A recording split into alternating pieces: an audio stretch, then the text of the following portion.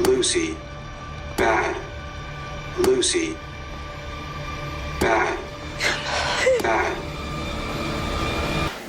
What if Cujo was a chimpanzee? Maybe a pet chimpanzee. Well, that's Primate. And let's find out.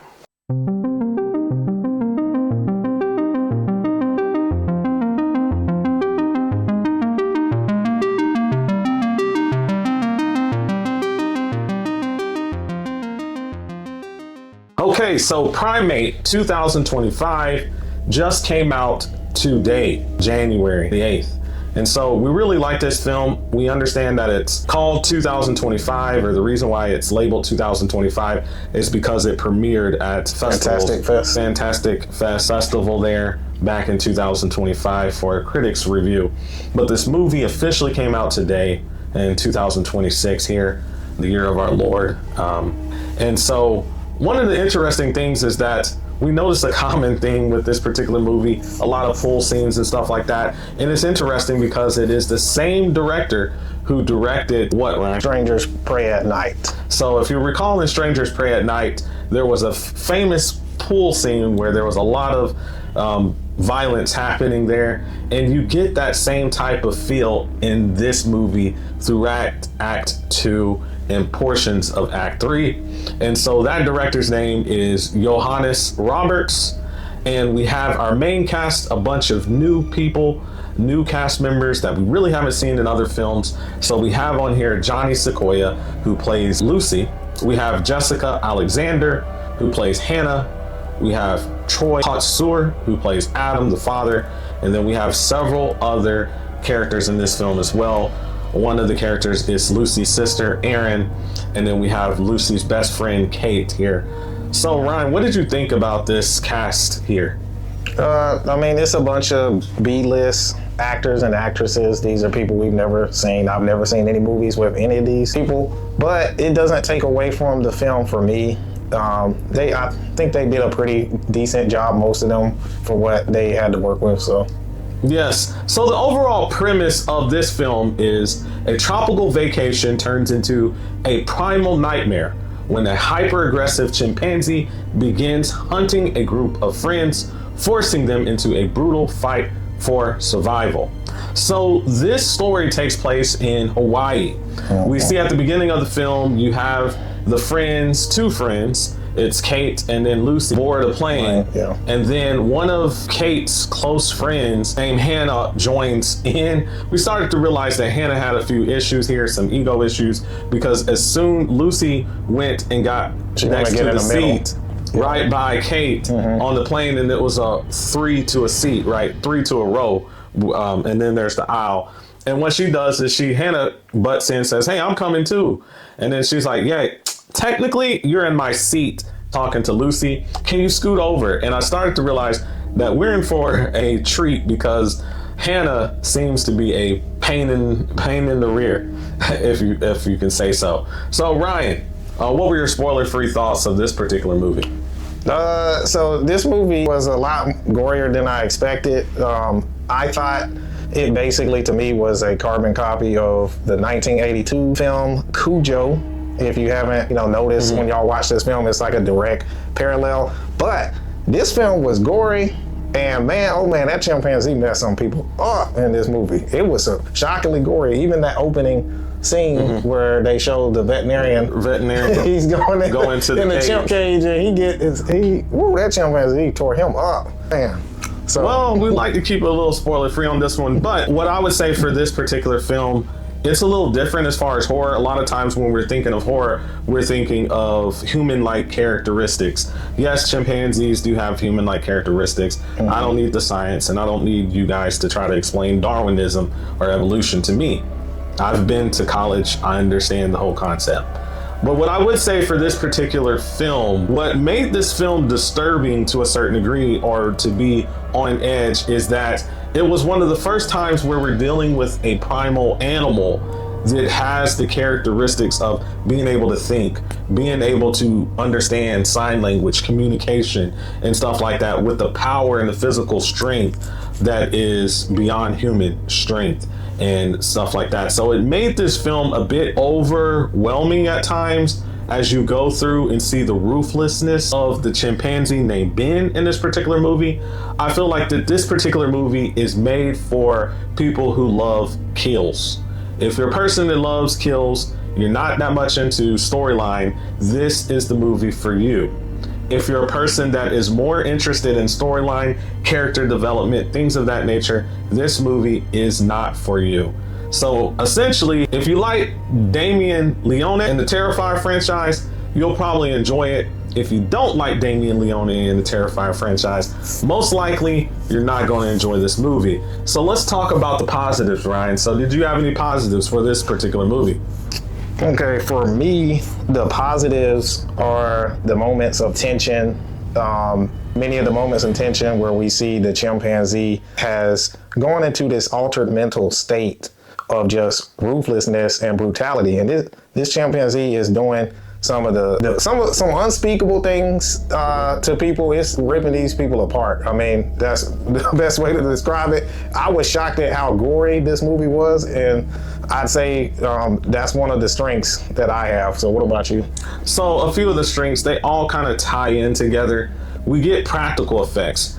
Just like Damien Leone is known for being good in the Terrifier franchise, although I don't like the storylines behind it, is he's known for the practical effects that he applies that make those films, which were low budget, actually seem realistic with the kills. Here we get a similar situation where Johannes has decided to go with practical effects. In fact, with one of the interviews that he did recently, I forgot the name of it, but he spoke to the interviewer and said that he chose to go for practical effects over the CGI because he felt like he could direct it and have more directorial control and make it seem more realistic with portraying how the actors develop a relationship with this pet monkey who is the pet chimpanzee of Lucy, her sister Erin, and the father there as well.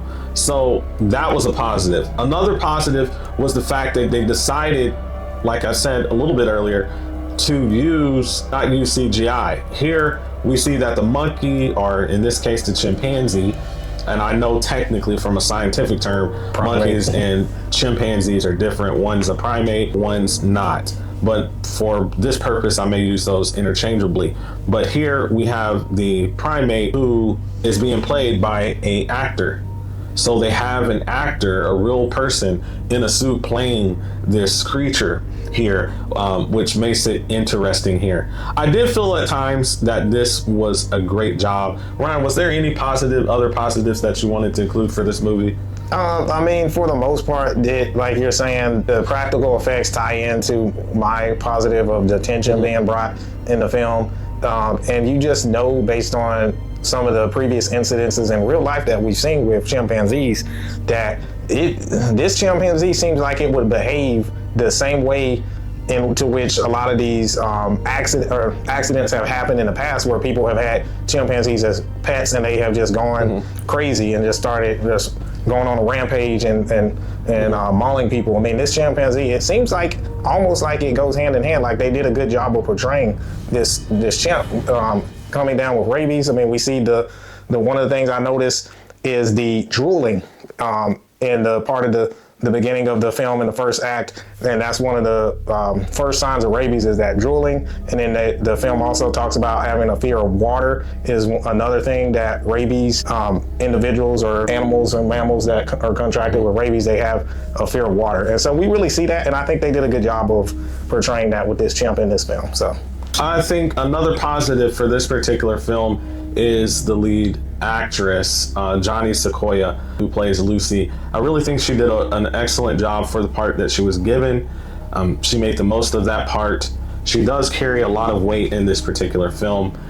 She seems like an up-and-coming actress. Here she reminds me, as far as her look, like Brie Larson, just a younger version of her. And she did an excellent job in this film. I also like the father there, Troy Kotzer. And so the father cannot hear, he's deaf. So he can communicate using sign language. And so I think the film did a really good job of portraying what it would be like to be in situations from that point of view if you were deaf, because some of the scenes, especially in Act 3, when the father comes back to the house, he cannot hear the chimpanzee coming after him, and the chimpanzee is screaming as it comes after him, and the chimpanzee's behind him trying to catch up to him as prey, and he can't hear it. And we get that kind of that film shot of it just being eerily silent, and you see this huge primate coming from behind that's screaming when we get the point of view of this primate, but when you get the point of view of the father just looking around at his house, you don't hear anything, just as if you were him. So I enjoyed that kind of incorporation into this particular movie. So Ryan, what were some of the negatives that you had for this one? For me, the major negative is the fact that this story has been done before plenty of times. As we mentioned before, this is essentially just Cujo with a chimpanzee, because as in Cujo, you have a animal that comes in contact with another animal that has rabies, and that rabies is transmitted to the pet, as we have in this situation. It was a mongoose. Yeah, the mongoose bit the chimpanzee. The chimpanzee and then caused it to get rabies, apparently. And then in Cujo, it was a bat that bit him on the nose, and that's how he contracted rabies. And there were scenes that even like up until like the last act, I literally whispered to Kevin in the movies, I'm like, basically told him what was going to happen, because it's like, I have seen this. Yeah, basically, tell him what you... Essentially, so at the last act of the movie, when the chimpanzee is battling with the dad and the two sisters, the two daughters, or the chimp jumps on top of him, and he has a broken wine glass, and he impales the chimp. The dad impales the chimp, and he's seemingly dead. Now, parallel this with Cujo from 1982, we have the mom with a broken baseball bat, where Cujo jumps on top of her and gets impaled by the broken baseball bat. So I'm like, okay, those are the same. That's the same beat for beat thing, just a few little differences. And then guess what, guys? He's not dead, just like with Cujo. Cujo was not dead. There's that one last Stephen King scare where we have Cujo come in, and then the mom shoots Cujo with the cop's pistol, service pistol. In this situation, the daughter basically swings, and I think, did she swing? She had something in her hand, but the chimpanzee charged at her and jumped over the balcony, and fell and got impaled on some type of table or something, piece of wood, piece of wooden chair, and got impaled, and that's how he ended up dying. So it was just little parallels like that it's like, this is just Cujo. That's basically what this film was. That's my biggest negative, was not being original. Yeah, so the storyline was non-existent in this particular film. One of the things that I've talked about since we've started this review channel is how you can't buy a good story. And so essentially what I mean by that is that stories aren't something that you pay for, they're something that you can create. If we look at some of the famous stories like Frankenstein and things of that nature, they were written by people who were extremely young. The author of Frankenstein, I believe she wrote it when she was 18 years old. And see how that story that she wrote in the 1800s, I believe, has gotten to the point that there's always people remaking the Frankenstein, because it's such a good story about the Frankenstein monster, creature, and all of that situation. And so she grew up, she was poor, she didn't really have much, but she knew how to write and wrote that story at 18. Here we have a beat for beat, like you said, of Cujo, and we really don't see any character development in this particular movie. And right when I thought I might see one with Hannah, who is the young lady who is basically the frenemy of Lucy, because Lucy likes this boy that she's grown up with. I believe the boy knows her very well and stuff like that. We see him for the first act, moving kind of into the second act of the film. He ends up getting killed off in the movie. Thereby the chimpanzee as the second kill of the movie. The vet was the first kill. And before that scene, we see him hooking up, who Lucy has a crush on. He's hooking up with Hannah. And Hannah, before hooking up with him, says, I think that Lucy really likes you. And so we see that there's a tension there, and we think that she's actually going to turn a corner, Hannah, in Act 3, by facing the chimpanzee and then getting away and getting help for them. but that is kind of non-existent because she's killed off because she gets the wrong keys, or she gets the right keys into the wrong vehicle, and the primate attacks and kills her. A lot of the kills were a bit gory. I would say that's a positive there, but I think overall the negative has to be the story. Thin plot, beat for beat, a copycat of Cujo. So we can talk a little bit about some character breakdowns here. We know that Lucy is the protagonist. She's very driven. We know that Lucy has her sister Erin, who lives with the father there, and that this is a family that lost the mother. The mother was a sign language professor who communicated with primates and things of that nature, who tragically passed away because of cancer, per se. When I was reading the headlines, I was thinking that she died because she was killed by the chimp. But they say in the movie that she died because she had cancer. So what were your thoughts about Lucy, Ryan? I mean, like you said, we didn't really get much character development with her. The film didn't really focus on the characters a whole lot. It was kind of very surface level. Surface level, yeah. So it didn't go deep into and we kind of already talked about Hannah. Kate, we didn't get much character development. Lucy's best friend, Kate. Kate, I guess, was the sister of the boy that Lucy had a crush on, or the young 20-year-old guy that Lucy had a crush on. And of course he gets killed off because the primate throws him off the cliff. And so they have, most of this film takes place in a pool, and the young man who Lucy has a crush on and has been best friends with for a long time decides he's going to challenge the chimpanzee and try to throw it off, because the chimpanzee is standing on the edge of the balcony, close to a cliff, like a 300-foot and drop. then he tries to push the chimpanzee. He gets thrown off because the chimpanzee is just too strong for him. We also see their other deaths. We see the two boys that they call over. So basically, Hannah provokes Lucy, the protagonist, to make a phone call for the boys that she saw on the plane to Hawaii. And so she does, and she tries to say that she's down for them to come over. And so they come over, and both of them have these gruesome deaths, one more so than the other in the bedroom. I'll let Ryan talk a little bit about that in our awards here in just a moment. And then we have Hannah's death there. And so the deaths were brutal. Now, the creature itself, Ben, we don't get a whole lot of backstory behind Ben other than that he grew up in the house and that he was their pet. And that the father primarily deals with him now that the mother's dead, unfortunately, and that's just the way it is. He has a lot of strength and brutality to him. For those of you who don't know, it's not just gorillas that are strong. Chimps are extremely strong, stronger than the average human being. Even if you lift weights like we do, I think a chimp would be a lot stronger than us, even though we would be, stronger than the average person. The chimps are much stronger than we would ever be able to be. So we want to go ahead and move to the awards, but before we do, I just wanted to say the last act, of course, the father gets back, they kill off the chimp. The only survivors is the family, the father and the two daughters, Lucy and Erin. Everybody else, all the friends die. So Kate dies, she gets bashed in the head with a rock by the chimpanzee, and then we have, of course, we talked about Hannah's death. Hannah got slaughtered in that. The two guys' deaths there, the frat boy guys, and then we also talked about the brother, Kate's brother, gets killed as well.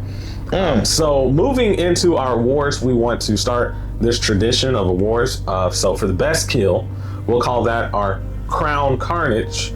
Ryan, who would you say should get that award?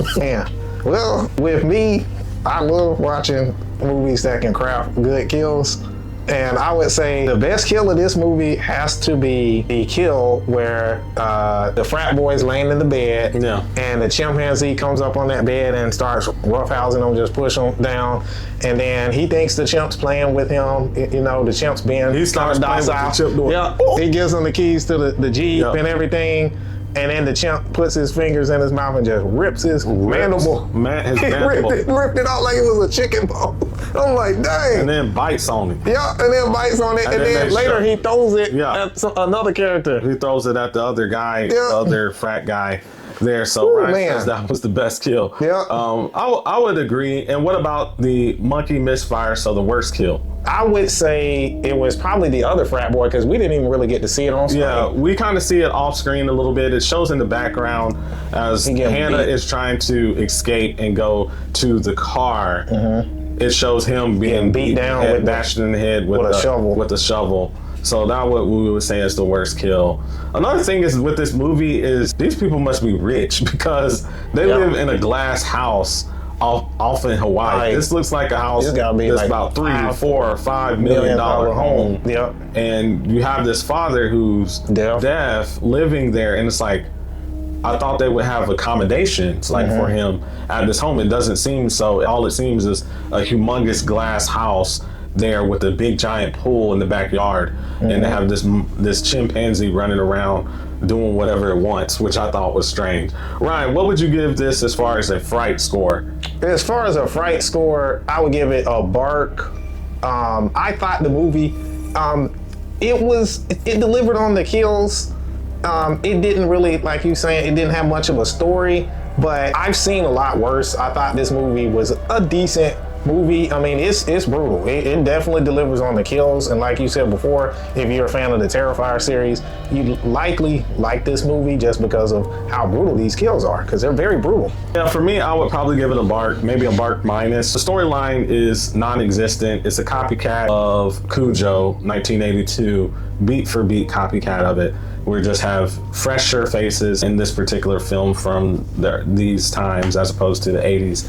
And but the interesting thing was like we said, the practical effects and the fact that this is a chimpanzee who people can think of as kind of fun, adorable pets that's out there just slaughtering folks left and right like it's nothing. And it has the kind of intellectual capability. I remember one scene where Lucy's coming out into that living room in dark after probably the scariest scene for me in the movie was Lucy and her friend Kate going to the house. They actually try to get the phone, but the monkey has wired the phone to actually sound off and cut the TV on to produce loud noise so it can be alerted when they are in the home. And so they go run into this closet, and he's almost about to see them, and then he walks off. They don't know where he went. And then so Lucy goes out, and she starts hearing bad Lucy. Because the chimpanzee has this little board that has words on it. So he presses Lucy, bad, Lucy, bad. And then he's up on the balcony watching her, and he jumps down. So I would say that was kind of a bit like the film left you on edge. So if you're interested in jump scares or practical effects, this is a movie for you. However, I would award this one a bark there for this movie. Ryan, so what will we be working on here coming up? So next week we got 28 Years Later, Bone Temple coming up. So next week we have that. We'll finish up here probably at the beginning of February our reviews of the Scream 5 and Scream 6 in anticipation for Scream 7 coming out next month. And so remember, Fright Fam, be watchful.